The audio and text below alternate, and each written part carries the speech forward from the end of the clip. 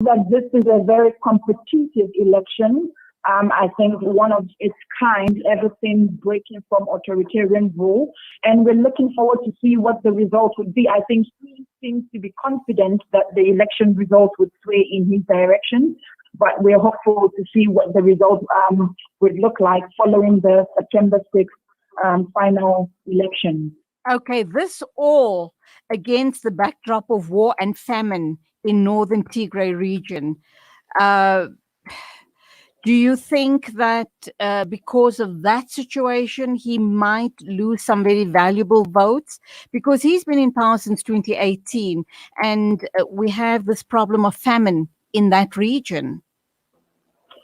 That's correct. Of course, even the U.S., which is an ally of Ethiopia, has called into question the confidence or questioned the validity and credibility of these elections, considering that the Tigray region is not in fact voting in these elections. And of course, it is in the northernmost part of the country, and it represents 38 seats in national parliament.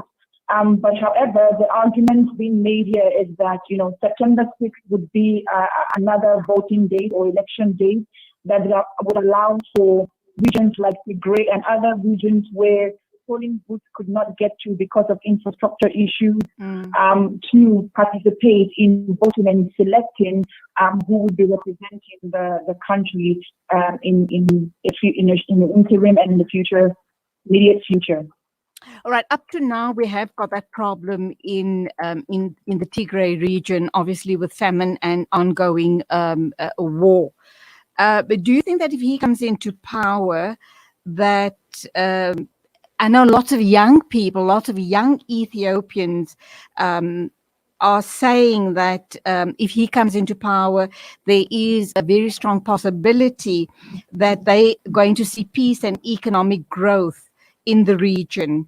Lots of young people are also saying, no matter who wins, we want peace. They are dying to have peace. Sorry for the wrong word, dying, desperately wanting peace in the region. Do you think he can deliver on that? And what does the makeup of the other parties look like?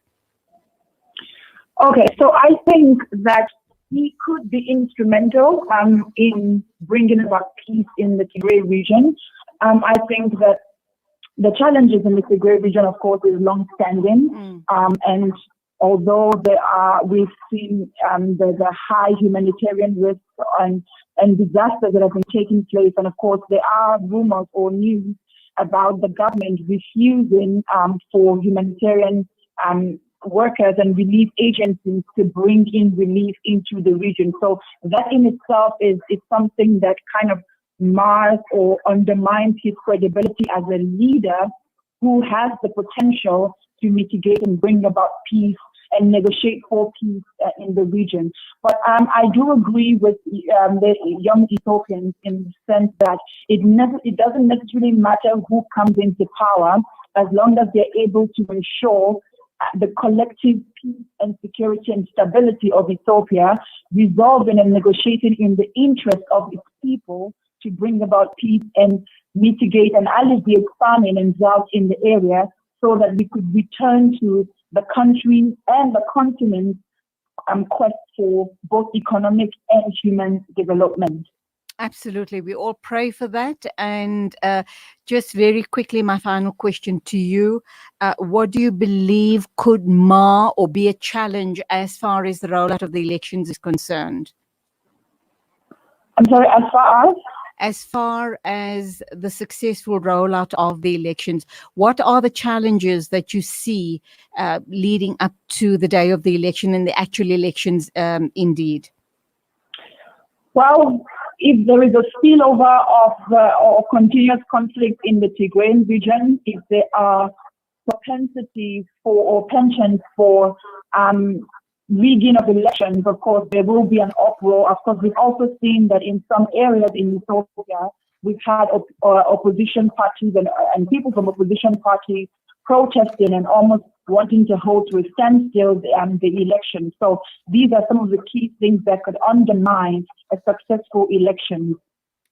Fingers crossed that it all goes well. Thank you for your time. Lovely talking to you, Dr. Eyita-Okon.